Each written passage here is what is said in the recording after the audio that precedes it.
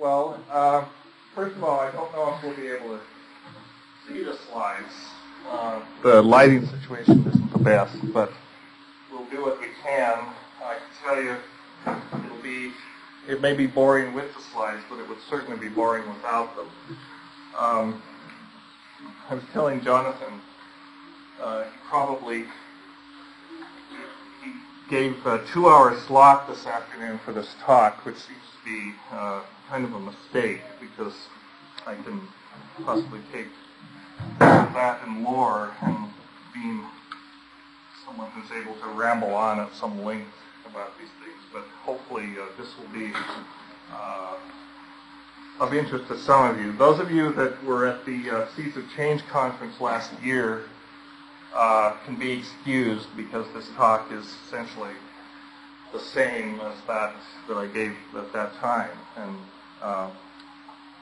with a few other elaborations. So if you don't want to sit through it again, I fully understand, and I urge you to leave now while the leaving is good. The name of this talk on the program is Alkaloids and Evolution, which is kind of a truncated real title, because we're going to be talking about a lot more than alkaloids. But Alkaloids and Evolution was easy to get on the limited space. What it should be called is Plant Allelochemicals and Plant-Human Coevolution. But that seemed like somewhat more of a mouthful. And some of what I'm going to talk about today is kind of more established. There's not a whole lot of controversy. The understanding is maybe limited, but most scientists, people that study these things, are in general agreement. And other aspects that I'm going to be talking about are definitely in the realm of speculation. And I'll try to kind of give you notice when we step off into the hypothetical realm and away from the more established areas, just to let you know, if nothing else, that I sort of have a grip on what the difference is. I guess so. The reason I started out with this illustration, which is from the book Parallel Botany, if any of you know that book. It's a charming little book, and it talks about a completely hypothetical, completely fictitious plant kingdom. It's basically a book of anatomy for a bunch of plants that never existed, at least not on this planet. But I put this up here to illustrate the point that even though plants and animals have an extreme relationship of interdependence with each other, plants are not at all like people. And they're not at all really like animals, even though we as part of the animal kingdom and the rest of the biosphere really depends on plants. For one thing, plants, by and large, don't move around. They are stuck in one place. And so in order to develop evolutionary strategies for protecting themselves, getting along in the world, they have tended to evolve biosynthetic strategies as opposed to behavioral strategies. In fact, one famous botanist, Tony Swain, put it very succinctly. He said, plants have substituted biosynthesis for behavior. And if you think about it, that's an interesting concept. Plants are chemical virtuosos. A greater variety and a greater number of complex organic molecules are found in the plant kingdom than have ever been synthesized by all the organic chemists since the beginning of time. Plants outstrip them in terms of varieties of different types of compounds. And the reason that plants are able to do this, one of the main contributing factors and a kind of neat trick that plants can do that's unique to the plant kingdom is that plants are photosynthetic. I put this up here This is a rendering of the cosmic ayahuasca vine by a Brazilian artist. I put it up here to suggest the idea of photosynthesis. Actually, I guess I could have put a electron micrograph with a chloroplast or something, but this seemed more appropriate. Plants have this ability to take simple elements, carbon dioxide, water, sunlight, and transform them through the process of photosynthesis into complex organic molecules, the molecules of life, sugars, lipids, amino acids, nucleic acids, all these things basically proceed through the process of photosynthesis. All other organisms in the biosphere are essentially parasites on the plant kingdom. Because, well, not all, I mean, you want to be careful about using those kinds of terms, but most organisms in the biosphere are heterotrophs. That means they don't make their own nutrients. They don't make their own sustenance. Plants are autotrophs. They can, out of sunlight and water and carbon dioxide, manufacture their own food. And that's what the process of photosynthesis is. As energy impinges on this biosphere from outer space, the plants, through chlorophyll, are the first to grab that energy and do something with it. And then from that point, as this electromagnetic energy becomes transformed into chemical energy, it basically cascades through the entire biosphere. Everything else feeds off the plants, but the plants are what is able to fix that energy into the simple sugars. You know, this is a busy slide, and it's probably not visible to most of you, but that's probably just as well. You won't know in what I'm talking about. But this is one of the things that plants can do as a result of their photosynthetic ability. Not only can they make the major molecules of life that we talk about, the sugars, the proteins, the amino acids, all these things that are basically universally distributed in all organisms and on which we depend for life.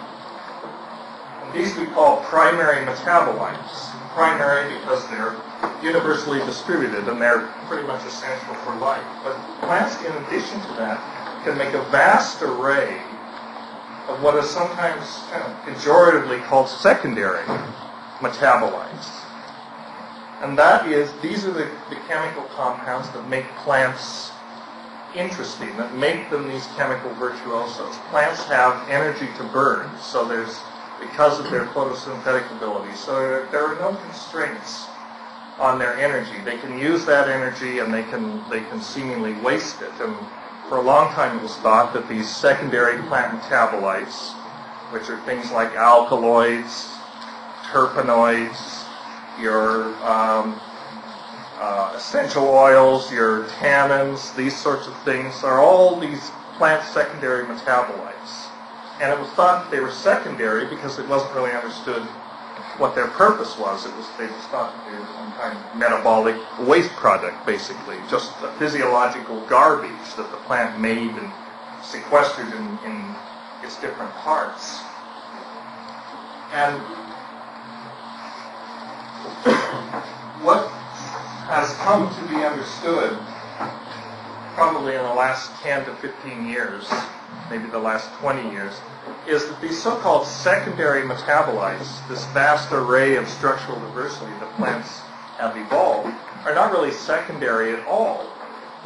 The purpose that they serve the plant is to mediate the relationship between the plant and the rest of its environment, between the other organisms in its environment, from other plants to microorganisms to fungi to grazing animals and also humans, because we're also organisms in the environment that interact with plants on this molecular level via this molecular language, if you will, that plants have evolved. What this slide illustrates is basically two things. It shows the primary gateway for energy and simple compounds to get into primary metabolism in the plant. That's CO2, water, plus light energy. And that feeds first into the pentose phosphate cycle where you get your simple sugars being created, ribulose diphosphate. And then, these are black boxes, you understand. There's a lot more going on here than is implied. But you get first your simple sugars. That leads eventually down the spine of primary metabolism into your tricarboxylic acid cycle, and thence on into your amino acids, which lead eventually to proteins, and also your lipids come out of the tricarboxylic acid cycle. This is sort of the spine of primary metabolism. What's perhaps more interesting is that at different branches along the spine, you get things coming out that lead into the major classes of secondary metabolites. For example, coming off the pentose phosphate cycle from the simple sugars is a compound called shikimic acid. And that's your first aromatic compound. Aromatic in the sense, not that it smells good, but aromatic in the sense that chemists use, so that it is the precursor to compounds that contain a benzene ring, an aromatic ring. And from shikimate, you get the aromatic amino acids formed, the three essential amino acids, phenylalanine, tyrosine, and tryptophan. And from those, you get a vast array of secondary compounds, the ones that we tend to be most interested in as cyclopharmacologists are the aromatic alkaloids. An alkaloid, by the way, for those of you that don't already know, is a plant secondary compound, if you will. There's a pejorative term, again, but a plant metabolite that's not part of primary metabolism and contains nitrogen. You can sort of define an alkaloid more easily by what it isn't than what it is. But one of the essential requirements is that alkaloids contain nitrogen. So the aromatic amino acids lead to the aromatic alkaloids, which include things like DMT, psilocybin, multiple hallucinogens, also things like morphine. Many of the drugs of use and abuse that are so economically important are these aromatic alkaloids. In addition to the shikimic acid also gives rise to phenolic compounds such as cinnamic acid, caffeic acid, where these tend to be flavorings and essential oils, flavorings and literally aromatic compounds in the sense of fragrances. This is one of the main branches of primary metabolism that leads to aromatic type compounds. Further down the chain from the Krebs cycle, you get, branching out of the Krebs cycle, you get aliphatic amino acids, things like valine and lysine, that lead to another class of alkaloids, the aliphatic alkaloids, which include things like nicotine. Some of the tropanes are also aliphatic. Pyrrolizidine alkaloids are aliphatic. That is, they don't incorporate an aromatic ring, and they're not derived from one of these three aromatic amino acids that are so important in metabolites. But also coming off of the Krebs cycle is a 2-carbon fragment called acetyl-CoA. And this 2-carbon fragment feeds into a number of secondary product biosynthetic pathways. For one thing, it leads to both fatty acids and lipids, and a class of compounds called the acetogens, which are just many of these acetyl-CoA units joined together, and you get things like eugenol belong to the class of acetogens. But acetyl-CoA can also lead to mevalonic acid, and mevalonic acid is basically a 5-carbon unit that leads to the terpenoids, and you get the terpenoids are down here. You have the simple terpenes like menthol, which basically are 5 or 10 carbon units. You have the sesquiterpenes. One example is picrotoxin. And the diterpenes, you've heard this morning a lot of talk about salvinorin, and that's a classic example of a diterpene. and even more complex terpenes such as digitonin and other steroid-related compounds. So these are all basically built up of many units of malonic acid joined usually in a head-to-tail fashion. So you have basically four main classes of plant secondary compounds. You have your aromatic shikimic acid derivatives, you've got your aliphatic alkaloids, your acetogenins, and your terpenoids. I mean, there are other classes of plant secondary compounds. Those are the four biggies. This is just an example of some alkaloids derived from these different sources. These are aliphatic alkaloids, and these are the aromatic alkaloids. It's quinidine, which is the quinine trees in Chona, an important medicine in treating heart arrhythmias. Tubocurarine from curare, that's used in abdominal surgery and others as a muscle relaxant in certain kinds of surgery. They're beta-carbolines, also aromatic alkaloids derived from tryptophan. Alkaloids are one of the largest classes of secondary compounds and also one of the most structurally diverse classes of secondary compounds.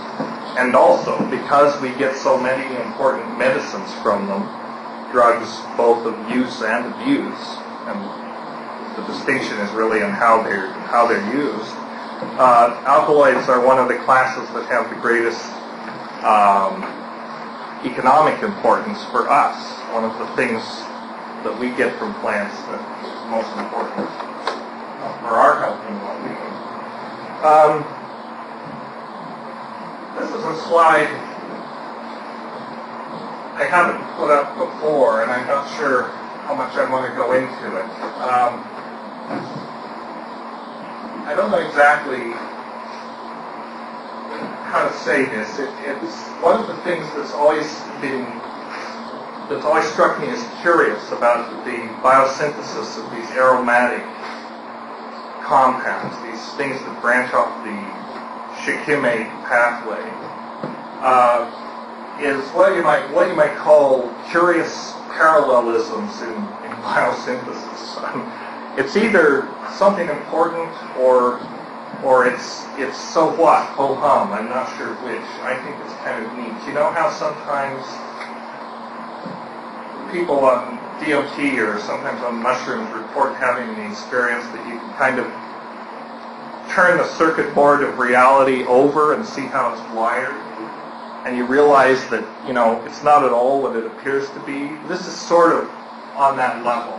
I don't know if that really makes any sense. This particular slide here shows how these three aromatic amino acids arise. This is your CO2 plus H2O plus light. Photosynthesis leads eventually to these two simple sugars, which are formed into shikimic acid and then chorismic acid. And out of that, you get your aromatic amino acids branching off here. Phenylalanine, tyrosine, and tryptophan. And then also other important metabolites, folic acids, and so on, which we're not really going to go into. But then if you look at the classes of secondary compounds that come off of each one, there's something that I've always thought was kind of interesting. When you have phenylalanine here and tyrosine. Phenylalanine and tyrosine can basically go two ways. You can get decarboxylation to form the amines, beta-phenethylamine coming from phenylalanine and tyramine coming from tyrosine. So basically you've removed an acid group and you've left the amine intact. And then from these simple amines, you get things like mescaline, which interestingly enough is the only hallucinogenic phenethylamine in nature, although it's given synthetic chemists such as Sasha Shulgin many ideas for many analogs, but they're not found in nature. You get neurotransmitters such as dopamine, norepinephrine, or epinephrine, and norepinephrine. Ephedrine, another plant compound, which has some of the stimulatory properties of amphetamines.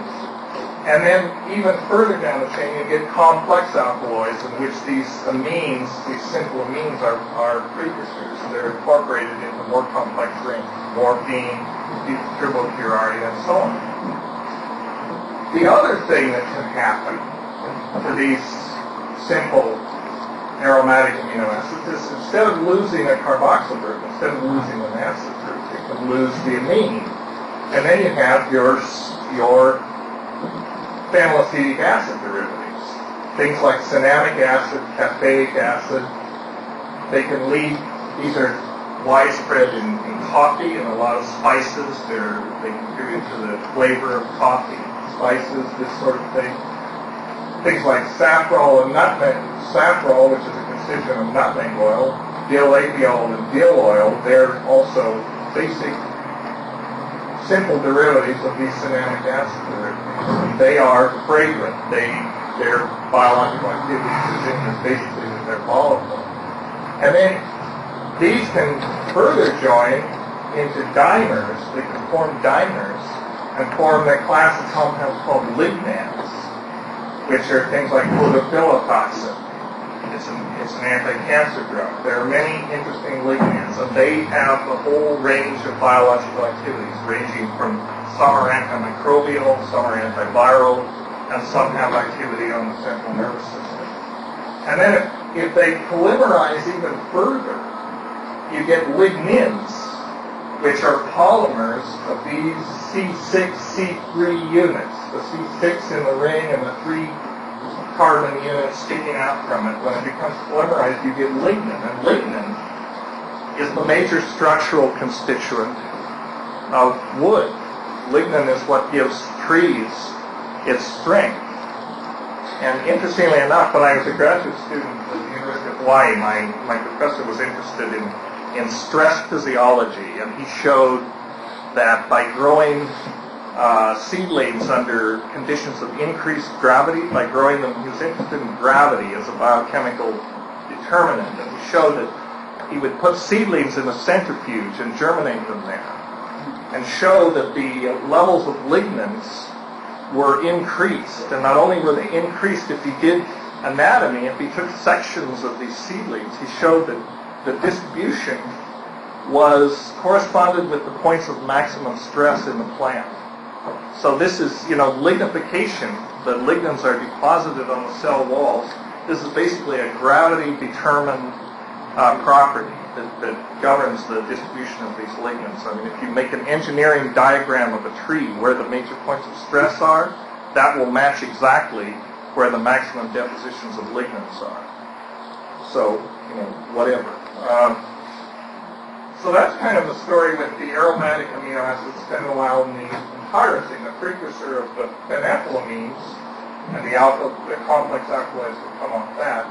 And then this class of compounds, the essential oils and the lignans, and then the lignan itself. Well, if you look at the same thing with respect to tryptophan, it's kind of the opposite. Tryptophan can be decarboxylate or deaminated. If you remove the amine group of tryptophan, what you're left with is indole-acetic acid. Indole-acetic acid, it turns out, is one of the major plant growth hormones. It's the plant hormone that's universally distributed in plants, and it governs the elongation of the plant stem and cell division. So this is basically a very important plant growth hormone. But it doesn't seem to go, there's not a vast array, unlike with the deamination products of phenylalanine and tyrosine. With the indole, there's not a vast array of secondary compounds based on indole-acetic acid. I mean, there are variations, but it hasn't effloresced into a great variety.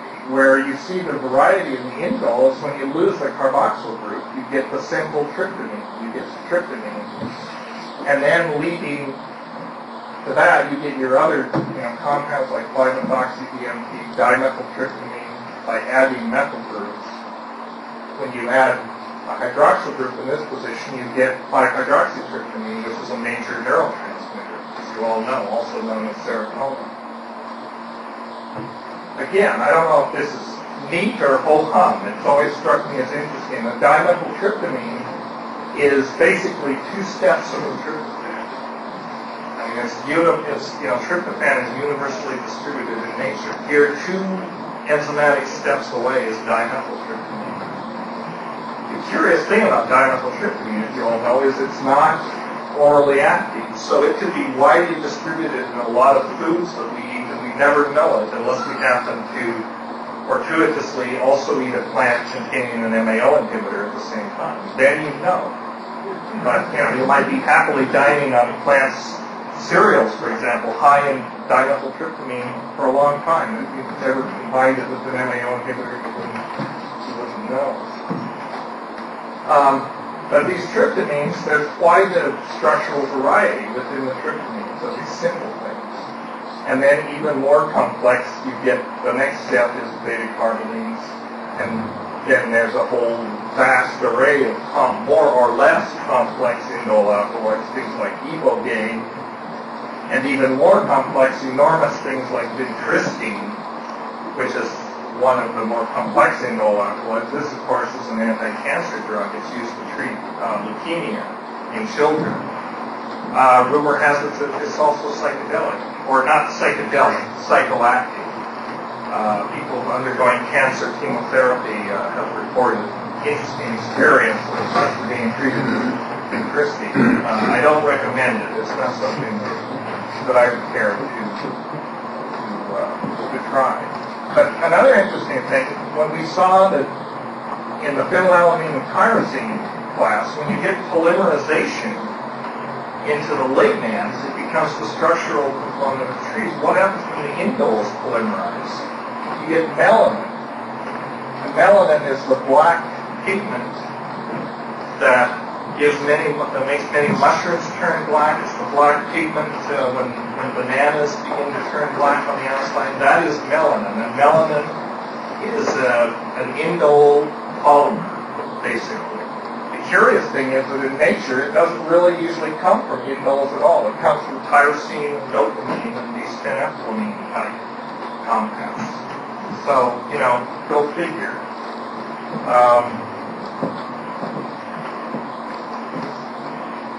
Anyway, this just gives you, I guess the point that I'm trying to bring out from all this is that depending on which way it goes, these aromatic amino acids can lead into major secondary product pathways, into large categories of compounds that are basically derived from these things.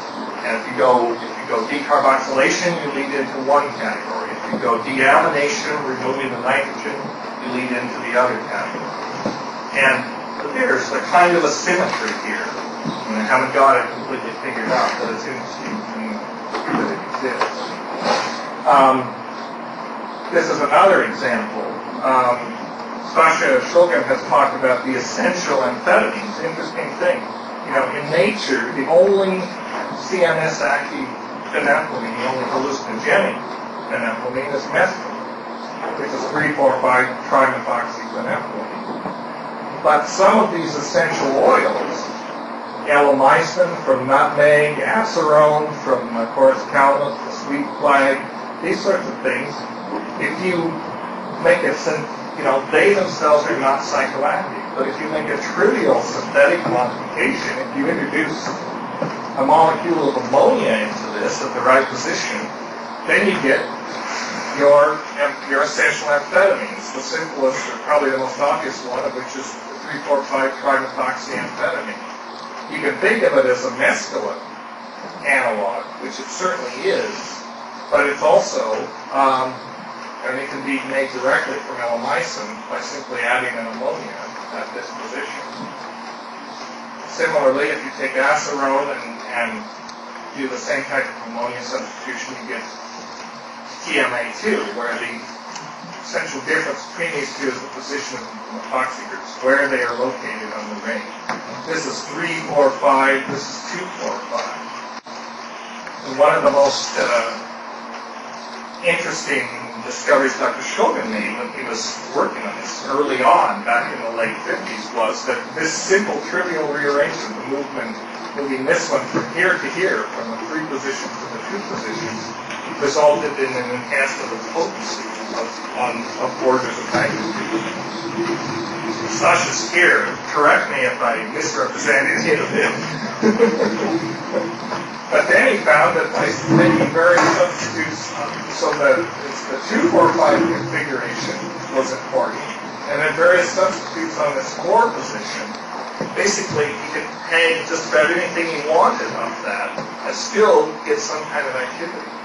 So he started hanging things like halogens off it, or methyl groups. He first came up with BOM, which was known a few years ago as STP, but then perhaps the most potent ones, where this R group becomes things like bromine or iodine, in DOB and DOI.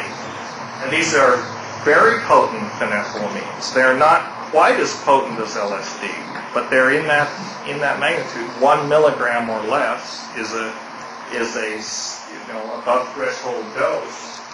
They're also extremely selective for the 5-HT2 receptors, which is this class of receptors, serotonin receptors, that they now believe is intimately involved in the action of these hallucinogens. So it's just interesting that nature invented compounds like these. And these are widespread in nature, but somehow she never bothered to add an ammonia to these and come up with these. It took a synthetic chemist to come along and do that. I don't know. Maybe nature just never thought of it, or there was some other reason. Maybe he was part of the Well, yes, that also is a fact, right? This controversy about synthetic versus natural is really attempts in a teapot, in my opinion, because as someone said, nature did synthesize the aforementioned synthetic chemists, right? We shouldn't lose sight of that. So anyway, that just illustrates the kind of the variety from the standpoint of the aromatic amino acids, kind of the structural varieties and types of compounds that you get just within that class, just coming off the shikimic acid derivatives. And you could basically say the same thing for any of these other classes, the terpenes or the acetogenins or these other classes. So one of the understanding now is that these are not secondary compounds, that these actually do function in the day-to-day economy of the plant in terms of modifying the plant's relationship to its external environment. There's this biosynthesis for behavior paradigm that we're talking about. And the functions of these plant allelochemicals are defense and or symbiosis or semiosis, in other words, a signaling function. Stay away or come closer, or symbiosis. And really these functions overlap. For example, an example of both the semiotic function and the symbiotic function is found in plants' relationship to insects, where the fragrance of the flower and the color of the flower acts as an attractant to the insect. So the plant basically sends out a signal, come closer and become involved, but also it enables the insect to play a role in completing the plant's life cycle. The plant cannot pollinate itself, it needs the insect to help it, at least these particular flowering plants. So this is, it's by virtue of the chemicals that the plant produces that it establishes this symbiotic and semiotic relationship to the insects. This is an example of a defensive chemical. This is Duroia hirsuta that Dr. Schultes has written about quite interestingly. This plant causes, in Peru, a phenomenon called the Supai chakra, the devil's clearing, where this plant grows in primary rainforest for about 20 to 40 feet around it. Nothing grows. Actually, Selaginella grows, but nothing else. And the thinking is that this plant probably secretes a compound into the soil, either from the leaves or from the roots, that inhibits the growth of other plants, inhibits germination. So this is a defensive function. The plant is basically staking out its territory and preventing potential competing plants from moving in on its space. So it's basically saying, stay away, I'm toxic.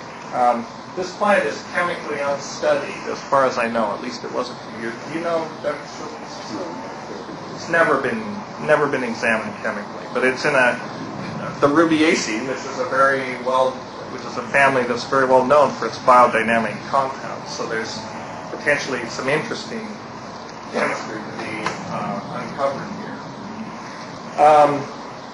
This is another example of a true symbiotic relationship. Sorry for the quality of the slide, but the butterfly who pollinates certain plants, and actually certain types of butterfly phenomenon is widespread.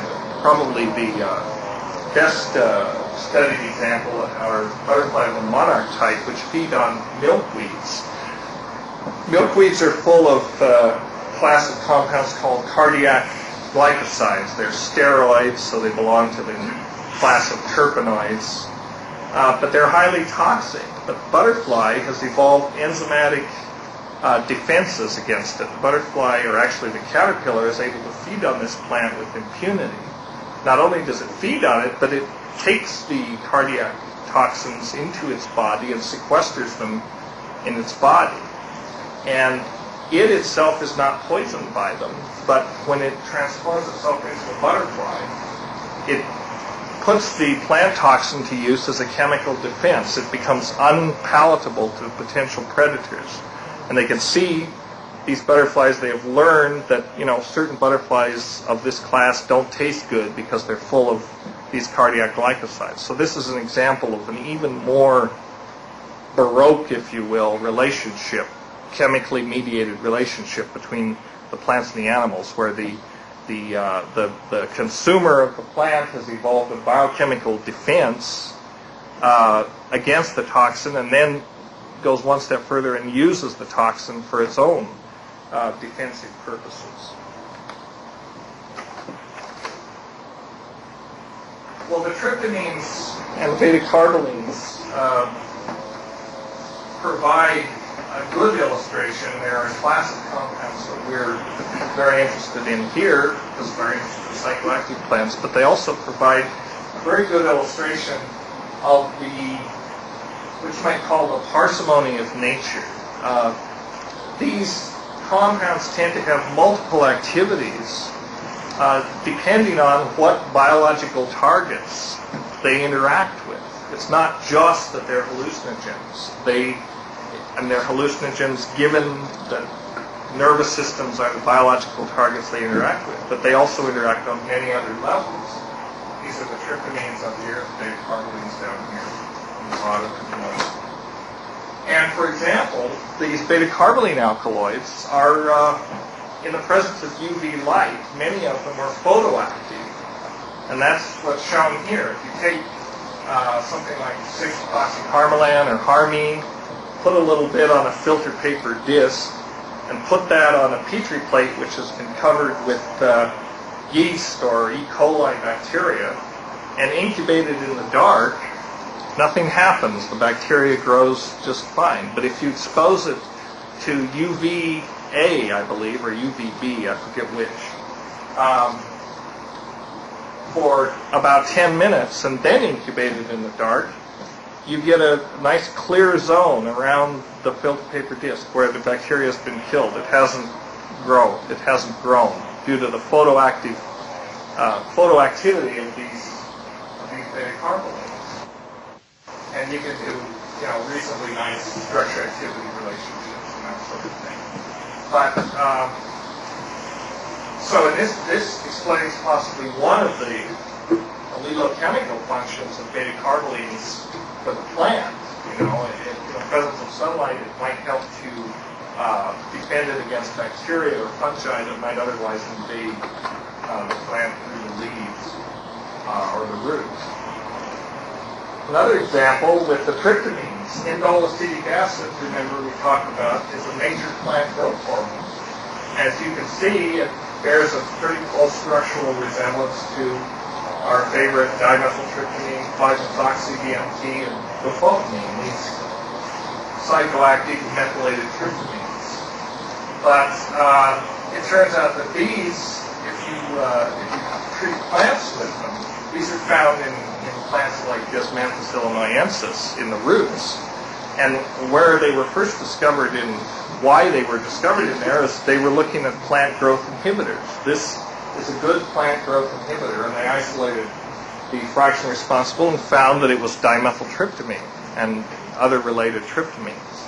So at this level, these compounds function as plant growth inhibitors. That is their target. That is their ecological function, probably for the weed, Desmanthus illinoisensis. It probably didn't evolve it so that we could go out and gather it and extract it and make ayahuasca analyze out of it. The same tryptamines in other plants, such as varrolas, so when the organism being active with our human, such as these Yanomami Indians, then the target for the tryptamine becomes the central nervous system. And you get the activity that we're familiar with, the hallucinogenic activity. So I guess the point of this is that the compounds can have multiple activities depending on what molecular or biological target they actually interact with. It's not that they have only one kind of activity. So nature makes good use of these things. They are multi-purpose compounds.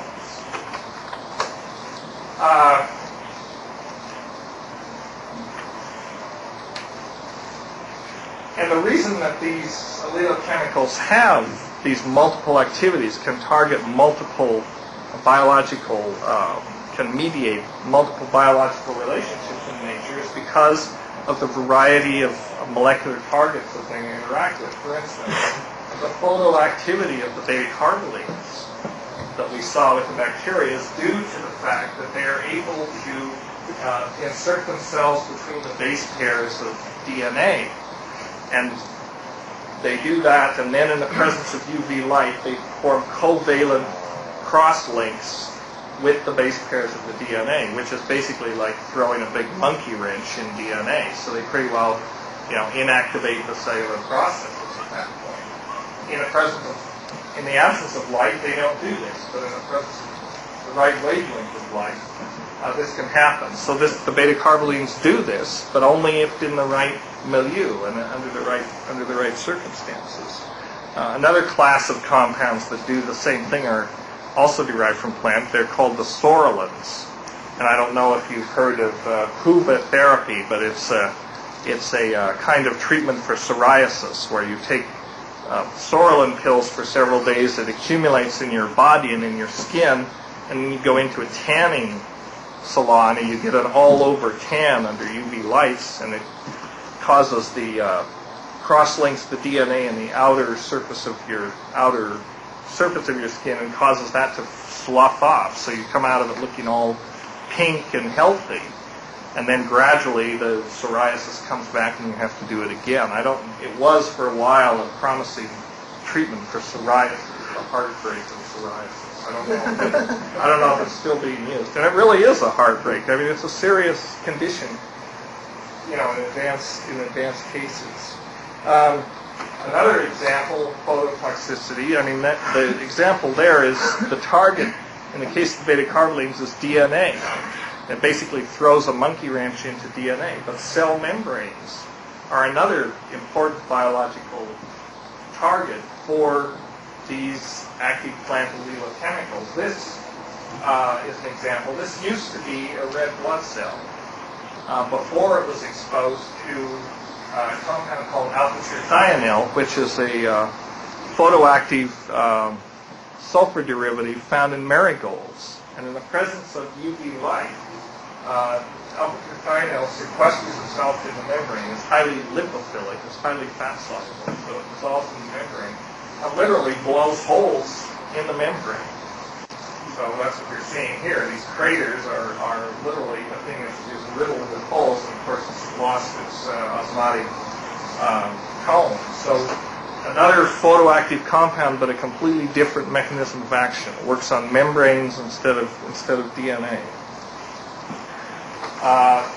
Another example of biological targets are enzymes of different kinds. And again, we can illustrate from the beta-carbolines. The beta-carbolines are potent monoamine oxidase inhibitors. They inhibit the enzyme that deaminates neurotransmitters such as 5-hydroxytryptamine. Beta-carbolines block that enzyme. So at that level, they're working on, that becomes the target for them.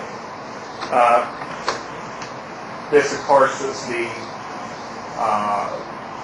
underlies the pharmacological mechanism behind ayahuasca. Ayahuasca is, I'm sure all of you know, is a combination of two plants, at least two, one of which contains beta-carbolines, the Banisteriopsis, and the other one, the admixture plant, contains dimethyltryptamine. Dimethyltryptamine, taken orally by itself, is not active, because it's inactivated by monoamine oxidase, which is present peripherally in your stomach, in your liver, and so on. But if you take it in the presence of a beta-carboline, the beta-carboline inhibits MAO and protects the DMT from peripheral breakdown, allowing it to be absorbed into the nervous system in the intact state. So this particular action of beta-carbolines, the ability to inhibit monoamine oxidase, becomes important in the human interaction with these two plants that have led to ayahuasca and all the ayahuasca analogs that people are now experimenting with. Another example of an important biological target are second messenger systems. Second messengers are enzymes, usually such as protein kinase and adenylate cyclase. They're enzymes that are usually bound to membranes that mediate what you can call kind of generically post-binding events. They are second messengers. They govern intracellular processes, usually that follow on the binding of a drug or a neurotransmitter to a receptor. And one of the classes of compounds that are one of the most potent inhibitors of second messengers are called 4-vol esters, found in the family Euphorbiaceae. They're very important activators of a protein called protein kinase C. Kinase C is involved in, and one of the reasons that 4-vol esters are highly carcinogenic is because of their action on protein kinase C.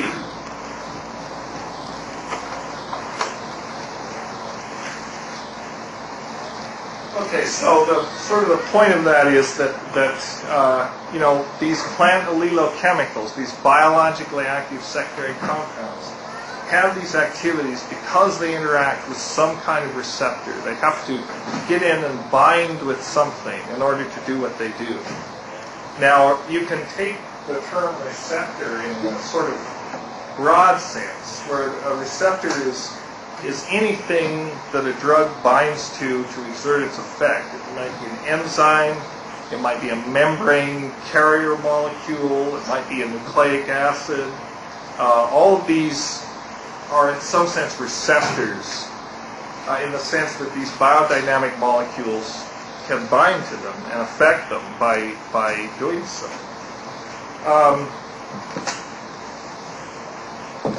But receptors and their ligands, that's what we call the molecules that bind to the receptors, are a complex chemical communication system that regulates the internal homeostasis of the organism by governing this signaling between cells, systems of cells, and even other organisms. And the speculation is, how did we end up with all these internal receptors? The speculation is that these receptors originally served an ecological function, that they originally were found on the outsides of organisms, and that the biosynthetic diversity we observe in the natural world is the evolutionary consequence of billions of years of this biochemical or chemical ecological warfare. One component is the elaboration of these defensive or aggressive or symbiotic allelochemicals on the part of the plants the organisms that they're targeted to in turn evolve adaptations, adaptive responses to neutralize them, detoxify them, or counterattack in some way. And then the plants respond with biosynthesis of even more novel, even more complex molecules with even more complex modes of biological activity. And as multicellular organisms became more complex, this interchange between organisms, which is basically organisms synthesizing and excreting these compounds into the environment, they travel to other organisms. We're talking about largely one-celled organisms and interacting with receptors on the outside of the cells. But as organisms became more complex and multicellular, these receptor systems gradually became internalized, and the signaling functions, instead of transmitting between organisms, then became adapted to transmitting signals between populations of cells within an organism. So you get hormones and neurotransmitters, which are basically our own ecological chemicals that have been adapted to this internal function, but they were originally there to mediate relations between organisms in an ecosystem. That's how they arose, and then as they became adapted to this internalized function, they became specialized to that kind of activity. This is a typical neurotransmitter receptor, which is sort of more what we think of conventionally when we think of a receptor. This is sort of the narrow definition of a receptor.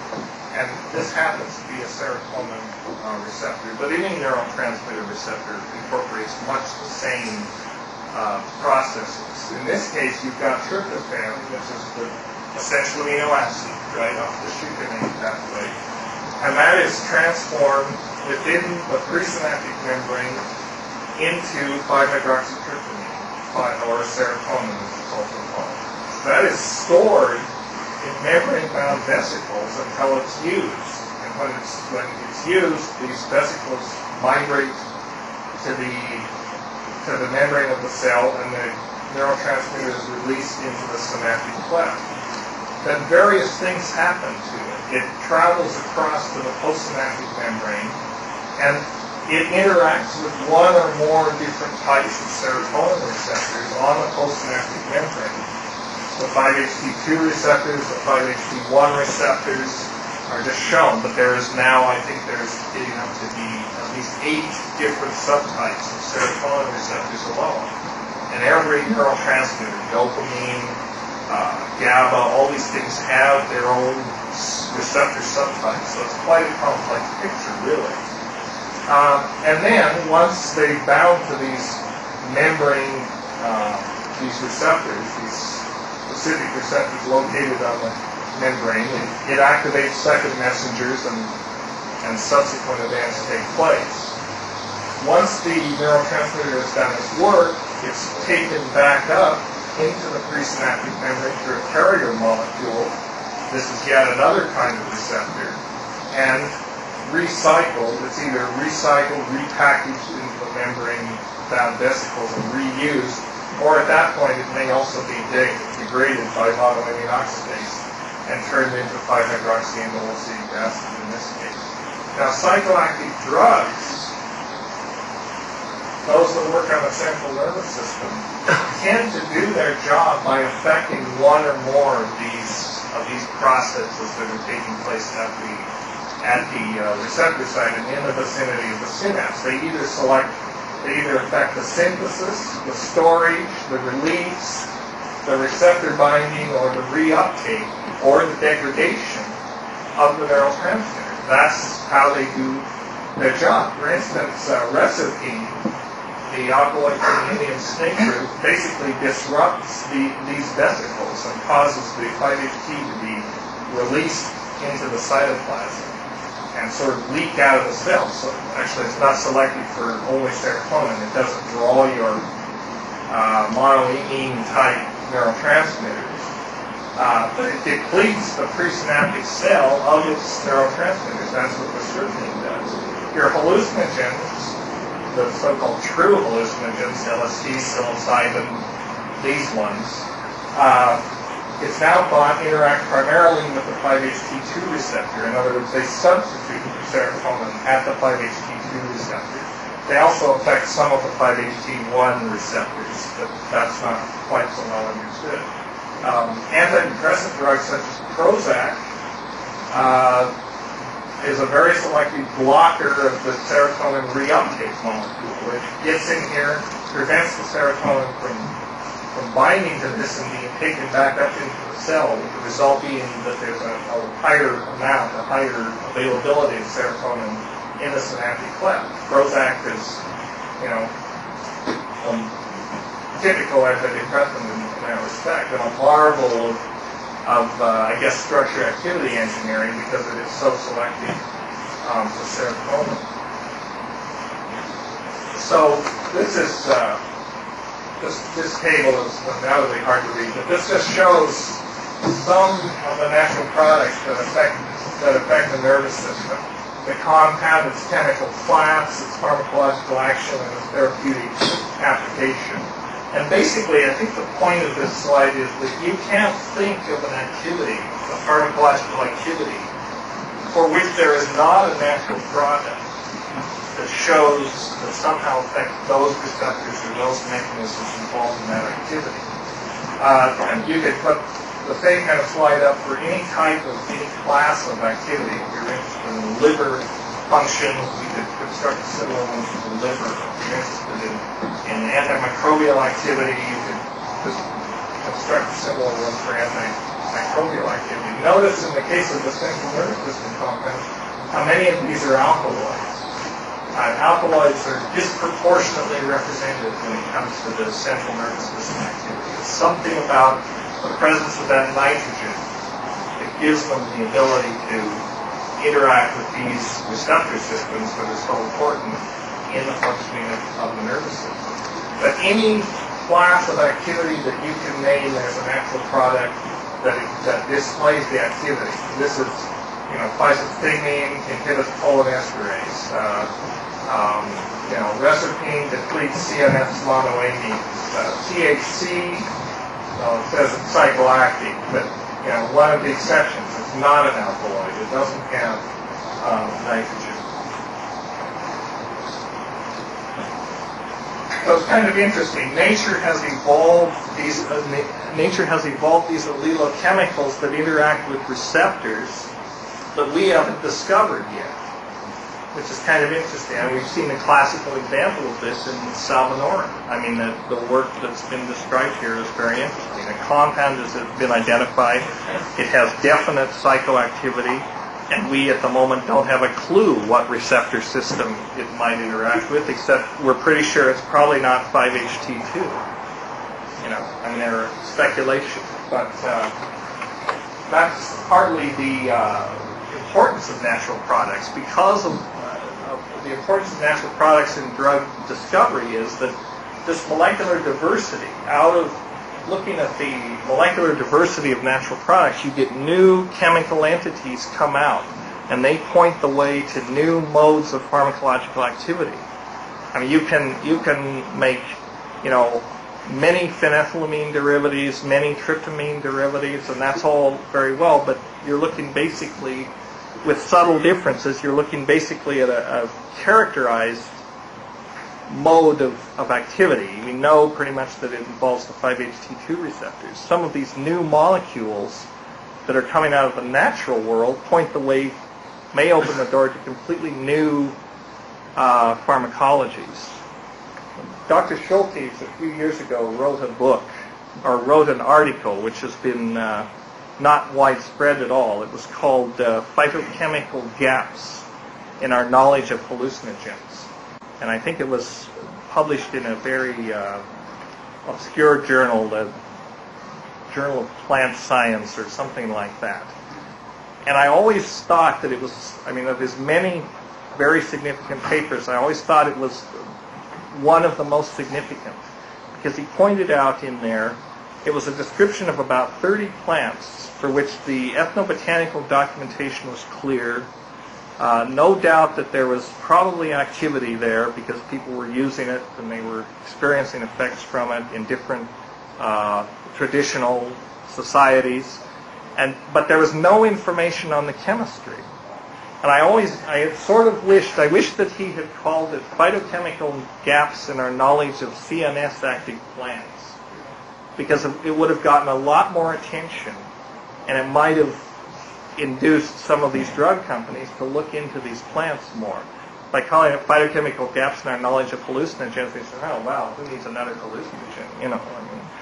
But as we show with salvinorin and these sorts of things, you never know what these things may end up being good for. You can't dismiss these.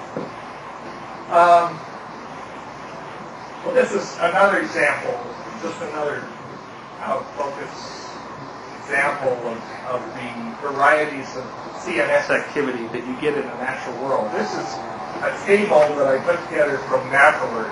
Some of you have heard me talk about NAPALERT. It's a natural products database created by Norman Farnsworth at the University of Illinois. And among the things that it talks about are different classes of pharmacological activity. I went into NAPALERT and I asked that if I specify these types of central nervous system activity: analgesic, anesthetic, local and general, anorexic, drug addiction inhibition, learning enhancement, hallucinogenic. You know, I say in NAPALERT, how many hits are there for each of these types of activity? How many plants are reported to have these different types of activity? So it fits the number fast, right? Analgesic, 3,710 citations for plants with analgesic activity. Hallucinogenic activity, not bad, 88 citations. Anesthetic activity, 226 citations. Tranquilizing effects, 260 citations. And I guess what the point of this is that there are indications of activity far more extensive than have been looked at. The world needs a good, non-addictive, effective analgesic. You know, chances are you'll find it in the natural world if you look hard enough. The world needs a better tranquilizer. You know, if you went through and you collected all 260 plants that this referred to and started screening, you'd probably come up with a pretty good tranquilizer after a while. So the point is that, you know, this information is out there. What's not happening is there needs to be a systematic follow-up to these things. I mean, we talk a lot in the drug discovery game about hit rates. You know, when I was at Shaman Pharmaceuticals, they were always saying, well, what's our hit rate and what's the correlation, you know, to the ethnobotanical data that we're collecting? And I always said, it's a completely ridiculous argument. The hit rate is 100%, right? Because every plant contains allelochemicals that have biological activity. The question is, do they hit a target that's of therapeutic interest to us? That's a more interesting question. I mean, often they don't. Often they hit a known target or something we're not interested in. But the point is, they all have biological activity. You can take any plant at random. If you screen it against enough receptors, sooner or later you're going to get a hit. So the hit rate is 100%. The other thing is that these natural products, these molecular templates that come from the natural world, one of their main things as far as drug discovery is they give synthetic chemists like Sasha ideas. And synthetic chemists, Sasha accepted, tend to be kind of an unimaginative group. You know, they really can't come up with very many ideas, but they can look at the natural compounds and they can say, oh, well, we'll tweak it here and tweak it there and maybe modify its activity, come up with something a little better, with a better selectivity for a given receptor, maybe less toxic or maybe longer lasting or something like that. And that's what's going on here. This is just an example. And you have the natural compound here, morphine, which is a non-selective opiate agonist. Very good stuff, very important in medicine, right? Important analgesic. But then the synthetic chemical comes along and turns it into now Trindol, or that is the looks at the structure of morphine and comes up with an idea for modifying it. So it incorporates the basic morphine nucleus. And this becomes a delta opiate selective antagonist. So while morphine is a non-selective opiate agonist, hits all the opiate receptors more or less. This is a blocker of one of the opiate receptor subclasses. Very important to be able to introduce that selectivity in the molecule. Another example, cocaine, a central stimulant, a local anesthetic, being used to label the dopamine uptake carrier because it binds very selectively to that important drug, again, of use and abuse. The synthetic chemists come up with CFT. It's an even better label of the dopamine uptake site than cocaine itself, and it's 3 to 10 times more potent than cocaine as a psychomotor stimulant, just what the world needs. Ibotenic acid from a mushroom is an NMDA agonist. The NMDA is N-methyldeaspartate, one of the cytosine amino acid receptors, and this is an agonist of that receptor. So it has, among other things, anesthesia, potentiation, and it inhibits tremor, and it inhibits emesis. But synthetic chemists come up with AMPA, which is a structural analog of this, and this becomes a potent glutamate bisphosphate agonist. So basically, the take-home lesson here is that by making relatively trivial modifications in natural compounds, synthetic chemists can tweak their activity. They're able to select for certain substrates, or even turn agonists into antagonists, so they have the opposite effects. And this is part of the game, again, of coming up with new drugs, new therapeutic compounds. But natural products lead the way because they give the chemists the ideas for things to work with. Well, on a more intimate level, you could say that humans really value plants. In some sense, if you want to be reductionist about it, humans value plants for the chemicals that they produce, which we find useful for some reason, because we either put them into our bodies or we put them on our bodies, and we find them useful. Spices, fragrances, cosmetics, drugs, and, of course, food also has to be included in this category. We depend on the biochemical diversity of plants and the biochemical versatility to give us these products which we find indispensable in our economy, in our health maintenance, and in our lifestyle. For example, plants contain flavorful compounds, these terpenoids and polyketides that give spices such as nutmeg and ginger their flavor. Drugs, as we've said, opium poppy is probably the primary example. And in other cases, they yield pigments, they yield dyes, which we use to dye our clothes or put in cosmetics to put on our own body. Well, I've always thought that one useful way to look at the array of these biological activities and the array of allelochemicals when it comes to thinking about human interaction with plant secondary compounds. In other words, I'm talking not so much about other organisms, I'm talking specifically about the human relationship with plants and how that's chemically mediated via this molecular language that plants speak.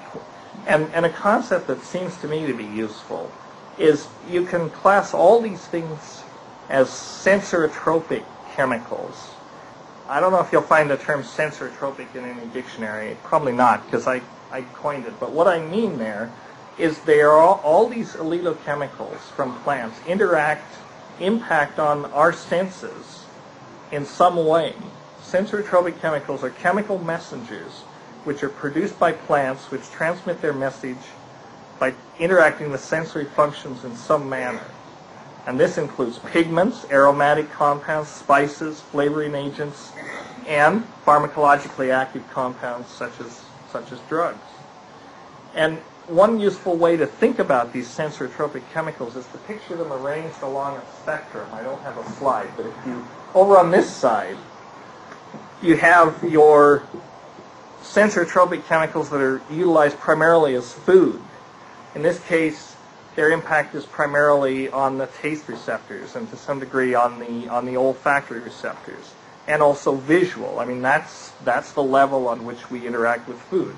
If it looks good, smells good, and tastes good, it's food. But what gives it those properties is largely the plant's secondary compounds that's in the food.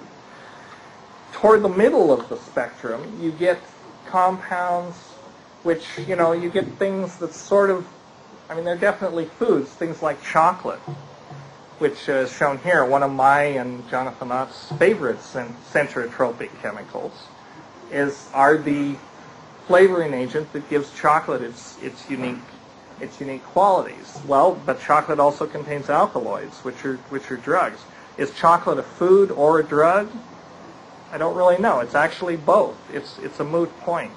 The point is they fade into each other. You can't really separate foods on this side and drug and flavors somewhere in the middle and drugs over there. But there is a tendency along the spectrum for pharmacological activity to become more prominent as you get into the more drug-like things. For example, herbs. You go into any herb stall in a third world country, this happens to be in Florencia, Colombia, and there will be any variety of aromatic plants that you can buy from the herb lady, and they'll say, put it in your bath, it's good for this, it's good for that. Put it in your bath or make a tea and rub it on your body, and if you want, you can also put it in your salad. It's definitely a food, but it's also a drug. These herbs are drugs as well as are their medicines. So where is the distinction? And then finally, on the far side of the spectrum, you get an even greater elaboration. You get plants that are more unambiguously drug-like. They tend to be more toxic.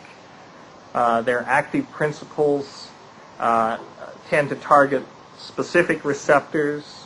They tend to be a higher molecular weight than the aromatic compounds you find in herbs.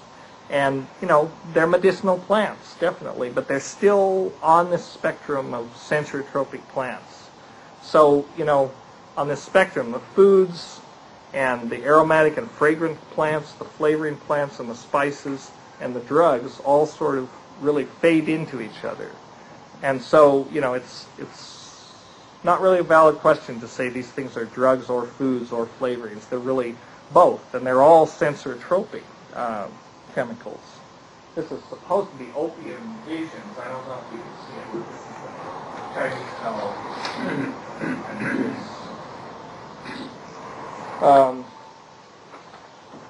But another aspect of the use of these pharmacologically active plants, when humans, this is different folk remedies in the marketplace of Iquitos. You can go into the marketplace and they have these bags of dried plant material set out with their common names and what each one is for. And you can just buy your medicines. You don't go to the pharmacy. And particularly if you're poor, if you're in that economy, you just go to the local herbalist and buy the medicines that you need. And what this is illustrative of, in a way, is that when it comes to the human interaction with plant allelochemicals, we take the plant chemicals, which the plants evolved as defenses or symbiotic chemicals or fragrances or whatever for its own purposes, and we put those chemicals to our purposes. We make a deliberate implementation of an allelochemical interaction to achieve some desired therapeutic effect. Now, the plant didn't evolve these things so that we could use them. We happen to find these chemicals useful for our purposes.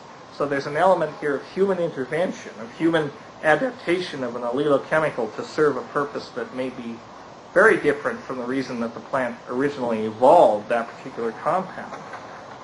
But this can have profound influences both on the humans that utilize the plant and on the plants themselves. For example, this is Dioscorea. which is the source of complex plant steroids. And in the plant, the steroid compounds that are found in this probably serve a defensive function, because they can interfere with insect molting, and they can interfere with the development of the insect life cycle, and essentially protect the plant against being decimated by insects by interfering in the molting process. The insect eats the steroid, and that basically throws a whole monkey wrench in its life cycle. However, humans come along and take the same plant and extract the steroids out of it and turn it into an effective oral contraceptive. This is far removed from the ecological function it served in protecting the plant, but the human use of the steroid has greater evolutionary consequences for the plant, greater long-term consequences, because it leads us to domesticate the Dioscorea, to cultivate it, to install plantations of it so that we can get this valuable chemical out of it. And that affects the future evolution of the plant. What's happened to the plant is it's become domesticated, and that is going to affect it for as long as the species exists, as long as we still find it useful.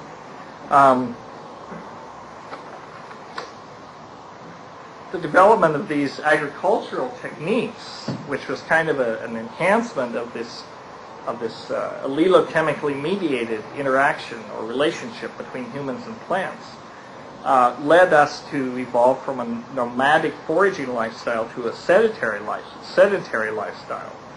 And cultivated plants instead of primary plants became the source of our basic necessities.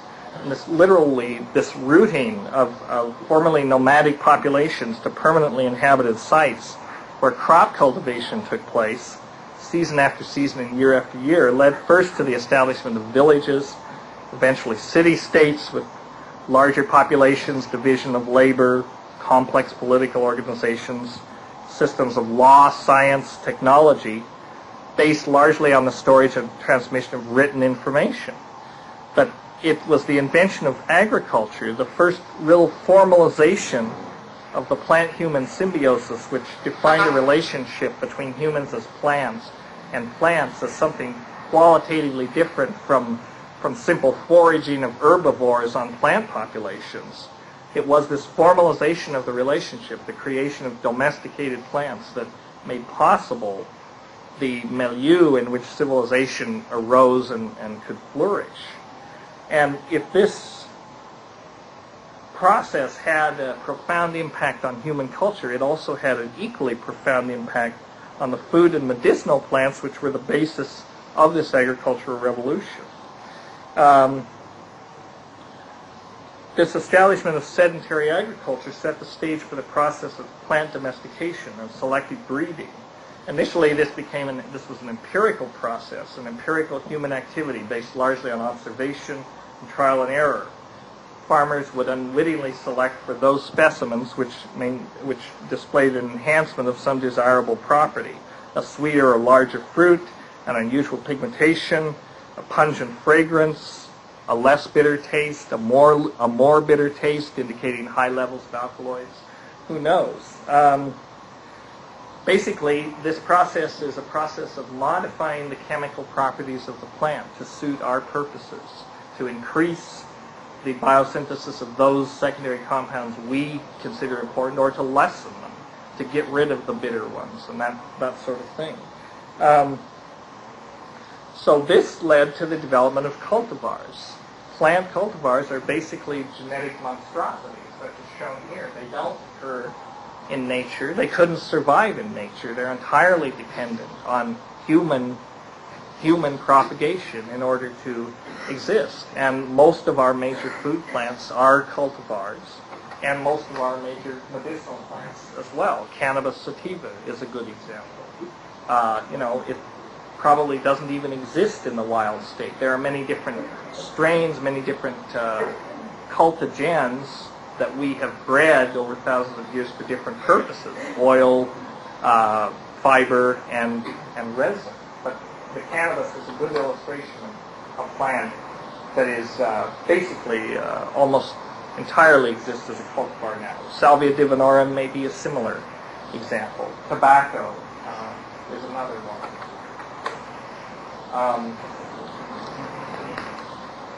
Actually, that wasn't tobacco. That was belladonna, I believe.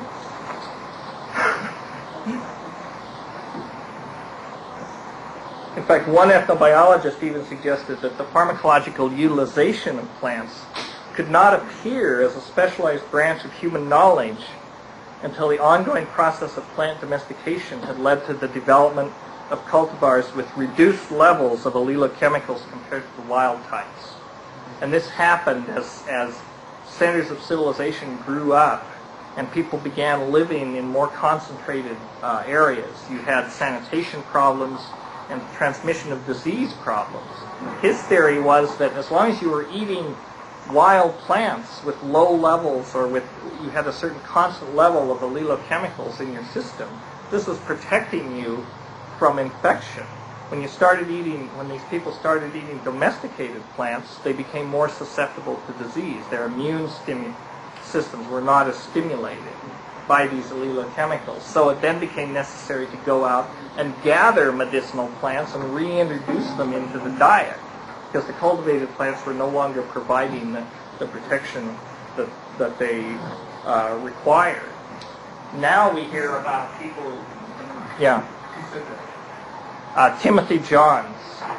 Do you know his work? He wrote a book called With Bitter Herbs They Shall Eat It, which is a very interesting, which is a quote from the Bible, some part, a very interesting study of the importance of allelochemicals and the way that allelochemicals have mediated plant domestication. He started out doing his work on potato cultivars, believe it or not, in the Andes, and then from that, looking at how these less toxic varieties of potato became domesticated and integrated into cultivation, came up with these ideas. Very interesting book.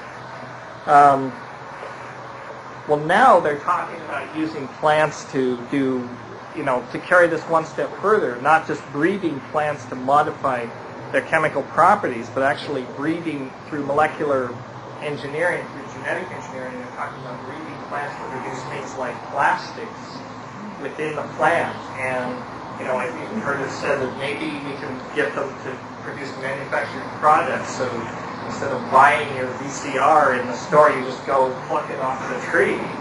Now, we're a bit far from that, but this is in principle just a further extension. I don't see anything unnatural about it. If we can get the plant to do it, okay. We and the plant, it's a reciprocal give and take relationship. Well, I think the argument, now I'm sort of speculating, moving more into the area of speculation. I think the notion that humans have influenced the evolution of plants profoundly, we can all sort of accept that, because clearly we've domesticated plants, and in the process of domesticating them, we've modified their forms and their chemistry, and we've modified them in ways that are desirable to us, that enhances their usefulness or appeal to us in some way. The other side of the coin is not so clear, and this is the part that I want to kind of speculate on, but we know that we have influenced the plants. The question is, how much of the plants influenced us in our evolution? And is there any evidence that they have been? Certainly in the iconography of artists, we get suggestions that the feeling that there is a more intimate association between plants and humans that we might like to acknowledge. This is a plant man. I'm not sure what is a painting. Archibolda. Yeah? Archibolda. Archibolda. This is a mandrake. Sorry, it's a mushroom shaman of the solid plain. I think we've all seen this, I'm sure, many times. What these images basically suggest is, maybe humans and plants are not that far apart. Maybe there is an even more intimate symbiosis than we realize. And could this symbiosis, and perhaps even the evolution of humans into what we are, have been influenced somehow by plant allelochemicals in some way. The interesting thing is that humans and the precursors to humans have been interacting with these plant allelochemicals. They've been chewing them, snorting them, smoking them, brewing them, and otherwise ingesting them for 65 million years or so, give or take a few, which is basically when the angiosperms began to flower and became really widespread. Not that the gymnosperms and seedless plants don't have secondary chemicals, but the angiosperms really carried it to sort of its level of complexity that we see now. So is it possible that this long association between mammals, between herbivores, and physiologically active allelochemicals might have evolutionary consequences for primates and us? I mean, we evolved from the primates. Certainly this is well known in insects. It's known that chemically mediated coevolution between plants and insects profoundly affected the chemistry and physiology of both.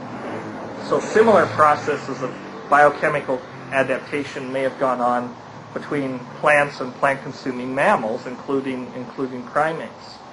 The evolution of complex secondary compounds, particularly alkaloids, in the angiosperms, and the concomitant evolution of mammals may have been related. It seems likely that early in the evolution of mammals, tens of millions of years before anything even resembling humans appeared in the evolutionary scene, the process of biochemical and genetic adaptations to plant toxins was working subtle changes in mammalian physiology, creating selection pressure for toxin resistance, biochemical adaptations involving the evolution of multiple substrate, highly efficient inducible enzyme systems, such as the amine oxidases and the cytochrome P450 microsomal enzyme systems. These are essentially mammalian adaptations to metabolizing these plant allelochemicals, to neutralizing these allelochemicals. This is part of the biochemical warfare that we were talking about.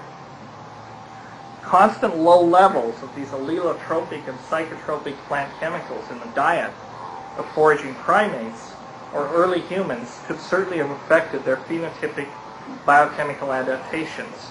They could also have affected their immune, genetic, and sensory and cognitive functions.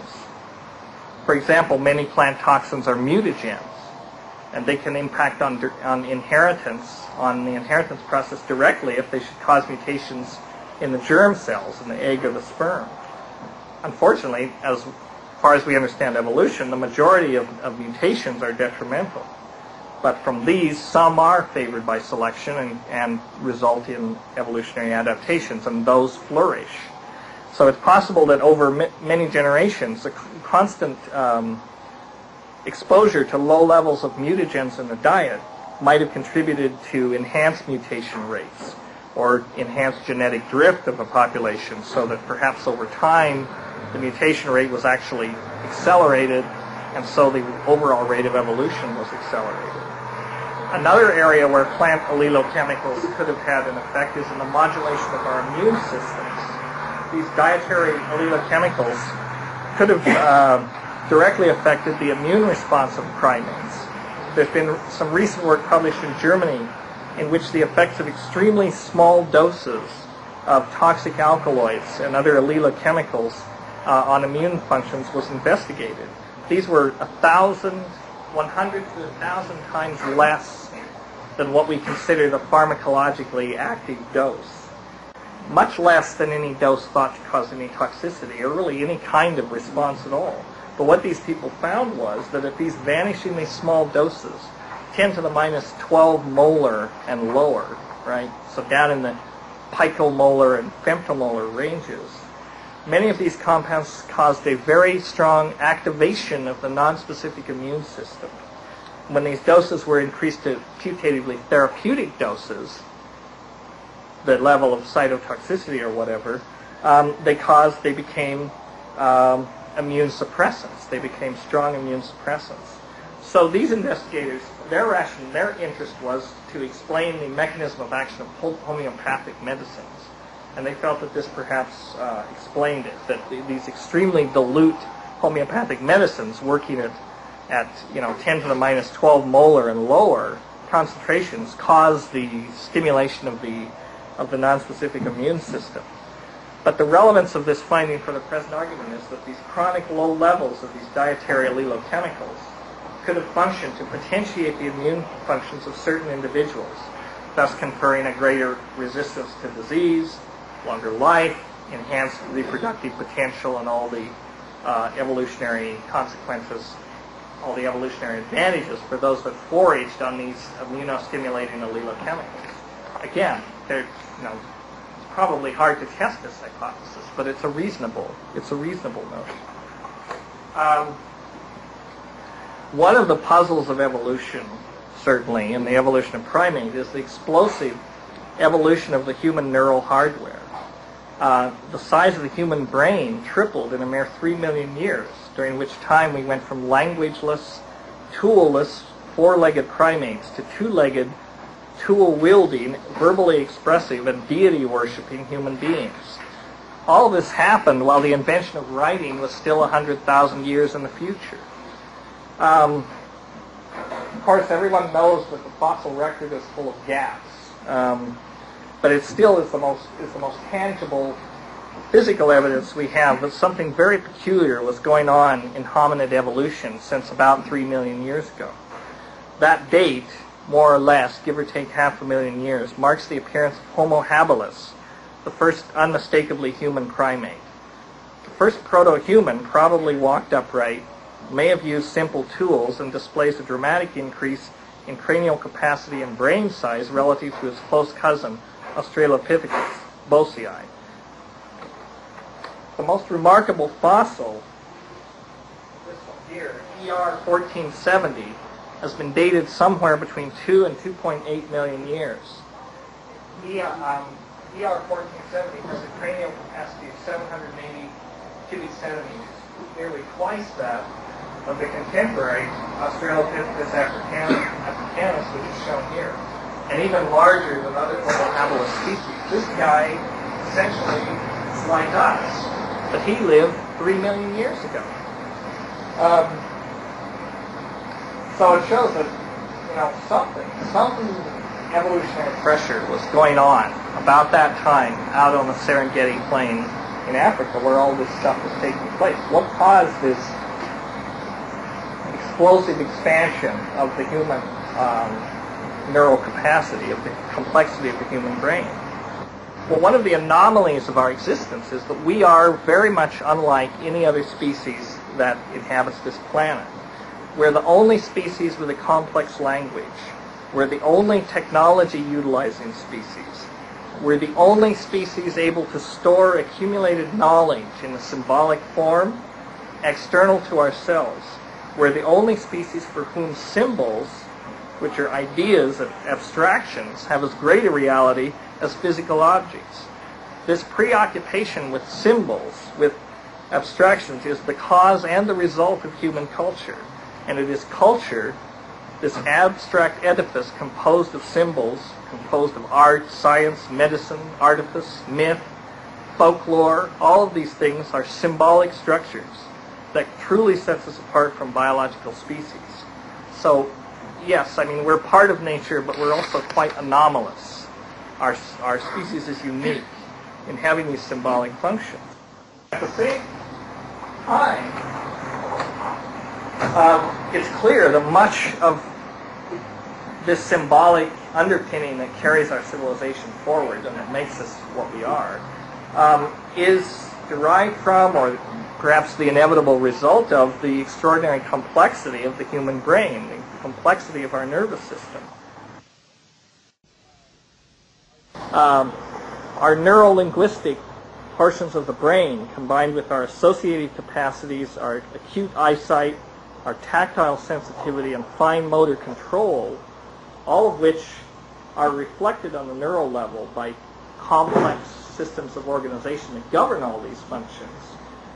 These essentially give us the neural hardware, the wetware, if you will, that is needed to run the software of cultural programs, right? The symbolic capacity. So, really sticking my neck out here, I want to suggest that perhaps one explanation for this is that some of these psychotropic allelochemicals, specifically some of these hallucinogens, which were probably widespread in the environment that these primates evolved in the forms of mushrooms like Psilocybe cubensis, may have directly or indirectly affected the evolutionary development of human neurolinguistic adaptations. Our large size and complex neural organization of the brain is directly related to our linguistic and symbolic abilities. The neurons that control the lips, the tongue, the facial muscles involved in speech are disproportionately hypertrophied in the human brain. The brain also has large specialized internal structures devoted to language and understanding and processing language. Well, if you think about what language is, and it's really language that distinguishes, language is that, both written and spoken is the vehicle that on which we erect these symbolic structures. A fundamental characteristic of linguistic and symbolic systems is the intimate association of sounds and images. Language is literally imagination in the truest sense. Have an agreed upon meaning. I can say table and you think of a table, or you visualize a table in your head. So you have I make certain sounds and that triggers certain pictures in your imagination. That's why you can understand me. Reading written words is another extension of this. My eyes see the words, I can hear the words in my imagination, and that interior speech evokes the same pictures that speech evokes, if heard. Well, it seems to me that what underlies this process of linguistic understanding, what mediates this symbolic process, is in a way a process of synesthesia. Synesthesia is experiencing one sensory modality in terms of another. It's like you can see sounds or hear colors. Well, hallucinogens are one of the few chemicals, one of the few drugs we know of that can reliably induce a process of synesthesia. It's very commonly experienced under the influence of hallucinogens. It's one of the few instances, except that we routinely engage in this process of language, which is a synesthetic process, but we don't think about it very much. But then when we take a hallucinogen and experience synesthesia, it seems remarkable. We say, well, I heard I saw the sounds, or I heard the colors, or whatever, and this seems remarkable to us. But there may have been a time in human evolution when this association between the spoken word or meaningless sounds and meaningful images was not so obvious. And could it have been a synesthesia induced by a plant hallucinogen which provided this triggering event that led to the realization of the equivalence of sound and image, and hence gave rise to the first human language? This is clearly speculation, but this is one possibility where these plant hallucinogens may have played a role in human evolution and into the evolution of the language and symbol-using species that we are. Obviously, it's hard to check this. Nobody can prove me wrong, but I can't prove myself right either. So at that point, I think we have to leave it there. This is a painting by Pablo Amarico, the Peruvian painter, that shows in his paintings he represents synesthesia. Synesthesia is a common experience under the influence of ayahuasca, and he represents it by these wavy lines that surround everything. This is how he shows synesthesia in his paintings. So that's quite enough, I think, and that's all I was going to say. So, sorry. So long-winded. Do you have any questions? Good. I guess probably everybody has, or maybe not, but everybody has heard of some evolutionary example that seems to not quite fit into what we normally think of as evolution. I like the example of the hammer orchid and the wasp, which is required to pollinate it. The hammer orchid smells like the female wasp. The male wasps are hatched out or a week earlier than the female wasps, and the hammer orchid flowers at the same time that the male wasps are coming out. So there's lots of male wasps around and no female wasps, so they all happily pollinate the hammer orchids. Mm-hmm. And the evolutionary idea that there was a trial and error narrowing in on this particular scent, such that now we got it and now it works. But in that case, a miss is as good as a mile. Mm-hmm. And it seems like many of the examples here also, it doesn't seem like you would hunt around in this absolute myriad molecules, universe of molecules, by trial and error and find out the right one. So in other words, how could it have taken place through random selection? Yeah. Right. And you can postulate all kinds of things like non-local mind and what have you. Right, or morphogenetic fields or whatever. I mean, it's hard to rationalize some of this. I think it's clear that, natural selection is one of the processes that operates in evolution, but clearly not the only process. I think they're now beginning to realize, well, we were speaking, an artificial life specialist says, there are other boundary conditions on this process that put constraints on natural selection. That's only one of the things. There are other determinants that which are not fully understood yet, which I think must explain why these things seem sometimes more directed. It's not exactly design, but it's there's more to it than just random throwing up of molecular templates and selecting out the one which seems to fit it. I don't know. I mean, yeah, you might have. Yeah. Have you talked with them or Nicholas at all about the notion of external chemical agents becoming incorporated into multicellular organisms later on now being adapted to internal functions? I have not talked with her about it, but I think it's a notion she would be sympathetic to. Yeah, it's scaled down from single-cell organisms being incorporated into each other. Right. And there's been interesting work, if you look at, there's been work looking at different receptors. Certain bacteria, for example, have endorphin receptors on the surface of their outside. Well, what does endorphins do for bacteria? Who knows? But it's not what they, that was probably the original function of endorphins. And then we, or complex organisms, they became adapted to internal functions. And it's true for just about all our neurotransmitters. And, you can find these things in microorganisms as well. So, yeah. Now, we were looking at the synaptic cleft and something like serotonin being released and then getting a receptor site. Mm-hmm. It might take a certain amount of transit time and a certain amount of time back in, causing a certain amount of cycle time. These psychoactive hallucinogenic drugs, do they have a different transit time, and is this what causes the slight variation that turns into hallucination things, or what really happens to them? What really happens in the cleft? You asked the $64,000 question.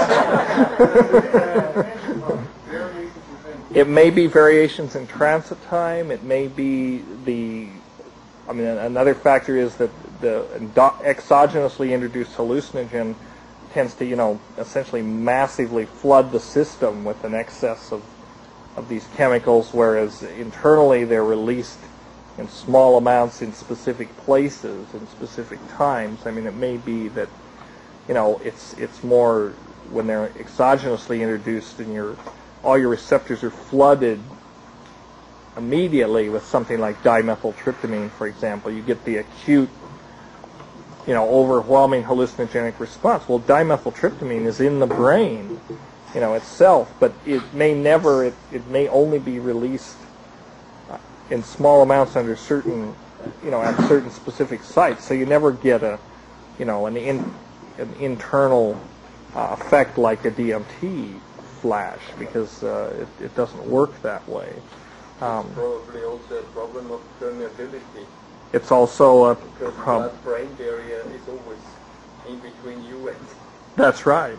But many of these things readily cross the blood. And yeah, I mean, transit time is one of the things. The other thing is maybe they don't, maybe they fit into the receptor in a different way, and they don't evoke quite the same type of response. I mean, I don't think it's well understood why they're different, Yeah. Sometimes you have artists, drummers, and thinking particularly who report synesthesia as a result of artistic activities. Mm-hmm. So you would think that there is an endogenous mechanism. There is an endogenous mechanism, definitely. In fact, your comment, I recently remember seeing an article about a woman, a doctor in England, who was studying a person who, what was it? She was able to reliably see colors, or rather see sounds, that he could give certain tones, and she had a genetic, it was two sisters. That was the thing that was interesting. They both had this ability. They weren't identical twins, but I believe they were twins. And they, they both had very specific synesthetic responses to certain tones, but they weren't the same, right? Person A saw blue at the key of C, and the other one saw yellow or something, but they could both consistently see it. So they're beginning to find out there is definitely an internal mechanism for synesthesia, at least in some people. And, as I say, when we engage in a symbolic activity, we do it routinely. I mean, we don't even think about it, but that's really what's happening. So, yeah. Any pharmacological study of mechanism? People who are more susceptible versus people? Not that I'm aware of.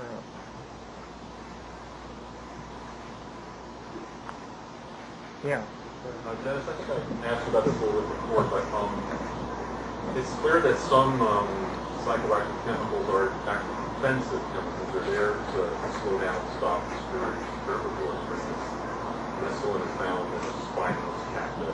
A lot of San Pedro has relatively loose spines compared to other cactus. It looks like the plant's investing in defensive chemicals rather than spines.